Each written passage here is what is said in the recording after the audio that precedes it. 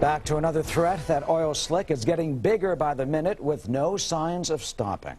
And people along the coast from Texas to Florida are bracing for the oil spill's landfall. The sheen on top of the water is already making its way through delicate areas. It happened in April 2010. A massive oil spill caused by the petroleum giant BP spilled millions of dollars of oil into the Gulf Coast. It devastated BP. Basically, the island, being a barrier island community, was on the front line, as in barrier islands throughout the coastal regions. It's the first line of defense as it relates to the coastline areas, and so we had quite a bit of exposure to the oil coming ashore.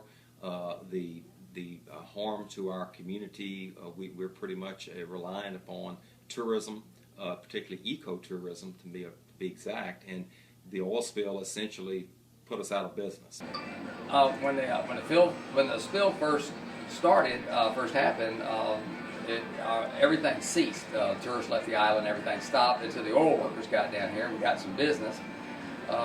Once BP wised up enough to start using local vendors, we got a tremendous amount of business from BP.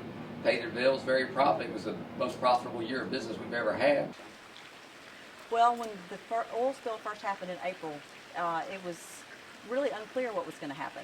And then as time went on, we realized that it really was a big deal and that everything was threatened. So at the island, people were so worried, they just quit coming to the island. I mean, there was nobody there except BP workers, and there was a BP worker every 10 feet on the beach picking up every little tar ball. Here at Dauphin Island, Alabama, just 4 years after the disastrous BP oil spill, where the local fisheries, businesses, and tourism are on the road to recovery.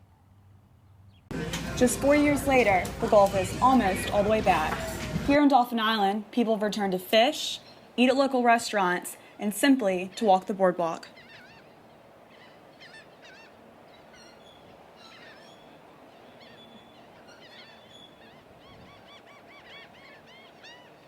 It's picking back up down here now. We've got a little bit of new construction. The insurance industry is the #1 thing that works against tourism on the island, and the marine fisheries is another one, with limiting the snapper catch the way they are. But other than that, we're seeing it increase. As we jump ahead 4 years later, the island has rebounded very well. Tourism is back up again. I would not say to pre-spill conditions just yet, but definitely a lot better than we were in the first year or two after the spill.